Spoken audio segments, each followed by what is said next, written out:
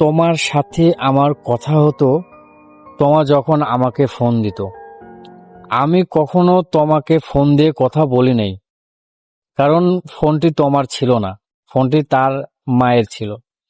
হয়তোবা আমি মেসেজ দিতাম, সে মেসেজ দেখে কোনো এক সময় আমাকে ফোন দিত, বা তার সুযোগ সুবিধা বুঝে ফোন দিত। সেক্ষেত্রে আমাকে ভালোই লাগতো, কারণ তার পিছনে বা তার ফোনের পিছনে আমার কোনো প্রকার টাকা ফুরানো লাগতো না, সে টাকা ফুরাইতো। এই বিষয়টা বন্ধু বান্ধবের সাথে শেয়ার করতাম যে একটা গার্লফ্রেন্ড পাইছি ভাই, আমার গার্লফ্রেন্ডের পিছনে কোনো টাকা ফুরাইতে হয় না। জোস। মাঝে মাঝে দেখা করতে যেতাম। তবে এখানে আরেকটা বিষয়, তোমার সাথে যখন আমার দেখা করতে যাওয়া লাগে তখন আমার ট্রেনে চড়ে যাইতে হতো। আমার সড়ক যোগাযোগ অবস্থা একদম বাজে ছিল। রাস্তা 40 কিলো ট্রেনের যাত্রায়। তবে এই সেম রাস্তা যদি আমি ট্রেনে না যায় সড়ক পথে যাই, আমার মিনিমাম 90 থেকে 100 কিলোমিটার যাইতে হবে। সেই জন্য আমি বরাবর ট্রেনে যাওয়া আসা করতাম। তো হঠাৎ করে তোমা একদিন আমারে ফোন দিয়ে বলল, আরিফ, আগামীকাল দেখা করব। তা আমি বললাম ওকে, ঠিক আছে। এখন সে আমারে এমন সময় ফোন দিয়েছিল, তখন রাজনৈতিক প্রভাব খুবই খারাপ চলতেছিল। দেশে একদম ভরপুর হরতাল। সেই হরতালের মাঝে কোনো গাড়ি ঘোড়া চলতো না, ট্রেন তো একদম টোটালি বন্ধ ছিল। কি যে একটা চিপায় পড়ে গিয়েছিলাম। তো যাই হোক, গার্লফ্রেন্ড ফোন দিয়েছে, দেখা করবে, মন কি আর মানে, দেখা তো করাই লাগবে।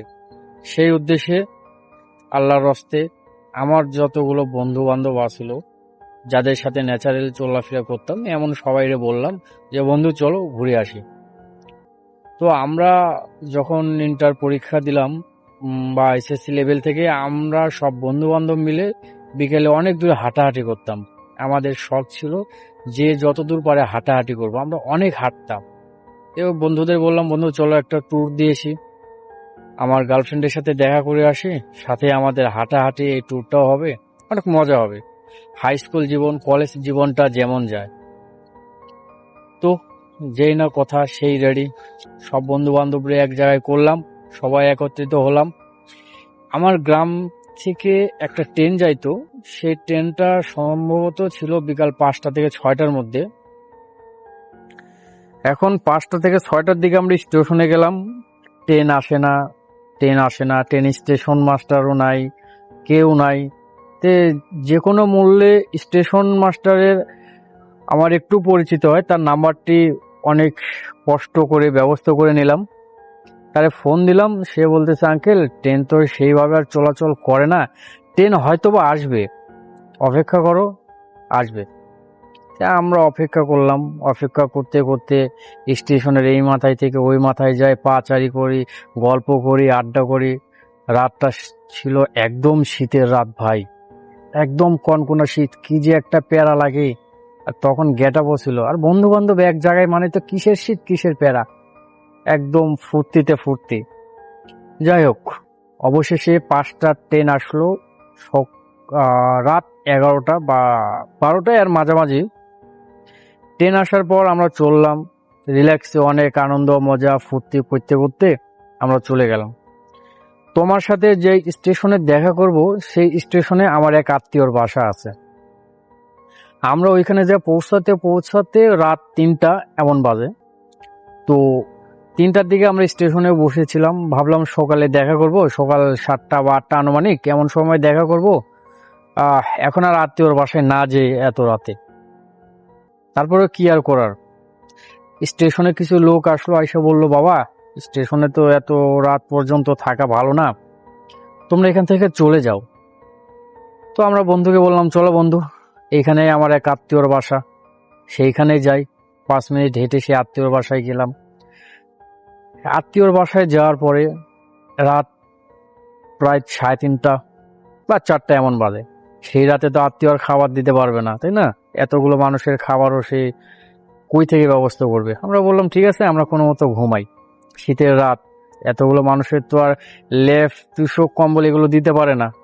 তো আমরা যাই যে এখান থেকে পারি, কেউ কারো ওড়না, কেউ বা জায়নামাজ, কেউ বা খেতা, অনেক কষ্ট করে কয়েক ঘন্টা ঘুমাইলাম। ঘুমাই সকালে উঠা আত্মীয় আমাদের খাবার রেডি করে দিল, সম্পর্কে খালা হয়। খাবার টাবার খেয়ে আমরা আবারও সেই স্টেশনে গেলাম। আমি তো আর ফোন করতে পারছি না, কারণ ফোন তো সে করে। তো আমাকে লোকেশন দেওয়া ছিল, আমি স্টেশনে আসবো, অপেক্ষা করো। বন্ধু বান্ধবরে নিয়ে গেলাম, অপেক্ষা করলাম। অপেক্ষার প্রহর তো আর যায় না, কখন জানি আসে, কখন জানি দেখা করি। অবশেষে অপেক্ষার প্রহর কেটে আমার পাশ ঘিরেই দেখি সে আমার পাশে দাঁড়িয়ে আছে। তখন যে মনে কি একটা শান্তি, কি যে একটা আনন্দ, আসলে বোঝানোর মতো নয়।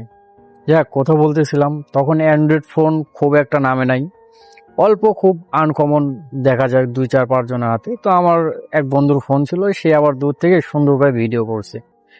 আমার টমাটা কেমন যেন একটু অন্য লাজুক টাইপের ছিল।